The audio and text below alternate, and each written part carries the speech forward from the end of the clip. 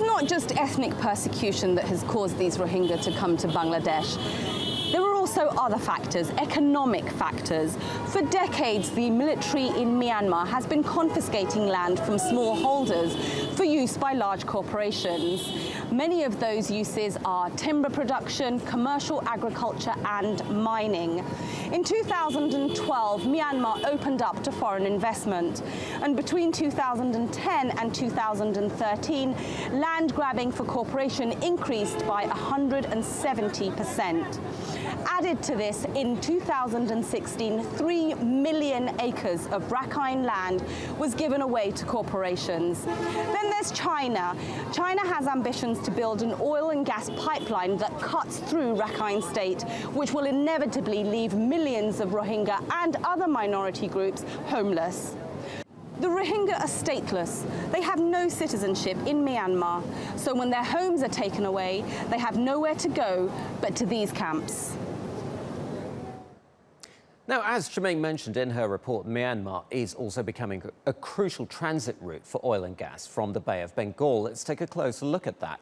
2 pipelines carry energy supplies from Rakhine State, which the Rohingya call home, to China. Oil giant BP estimates Myanmar has about 3% of the Asia-Pacific's total gas supplies.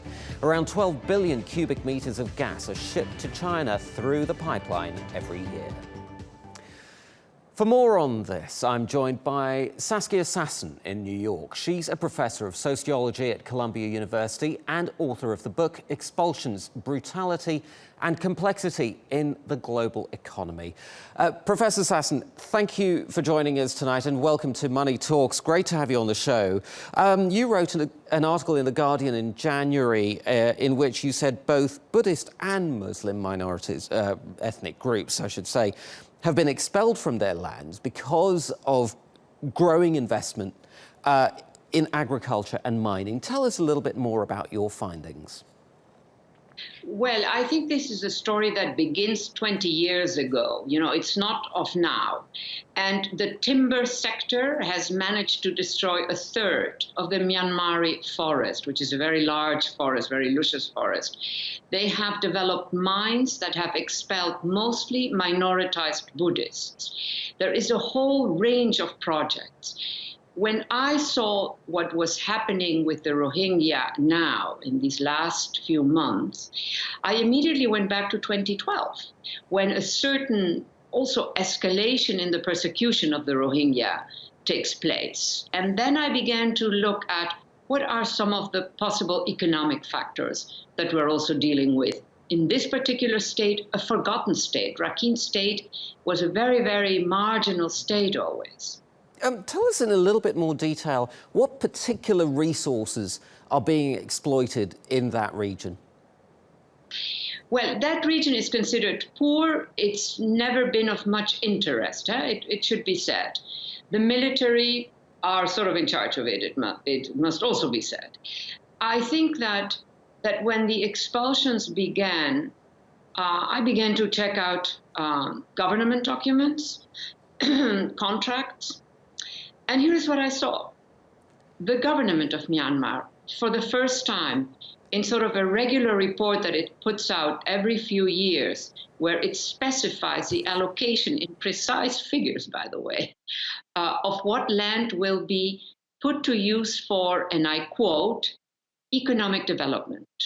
And that often means no matter who's there, no matter what they're doing, no matter how worthy they are, those actors are out, because we have another use for it. And so for the first time, a few years ago, Rakhine appears as a state where they're going to have millions of acres put for other uses. That means people who are living on there have to leave. Then came the big project of the Chinese, which involved 65 countries.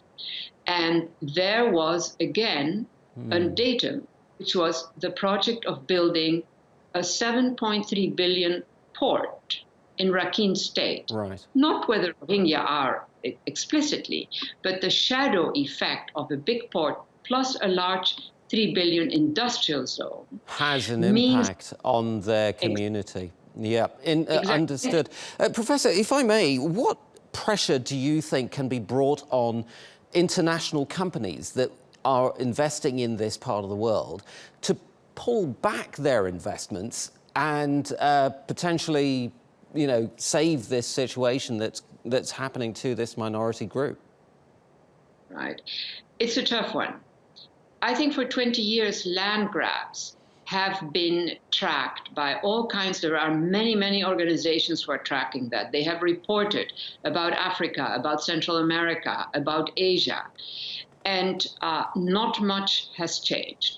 The World Bank has finally recognized that some of the development projects that it has respected, admired, and given prizes to actually consist basically of land grabs. But this just happened now. I mean, literally in the last year. So the change is beginning to happen. People are beginning to recognize that something is not right.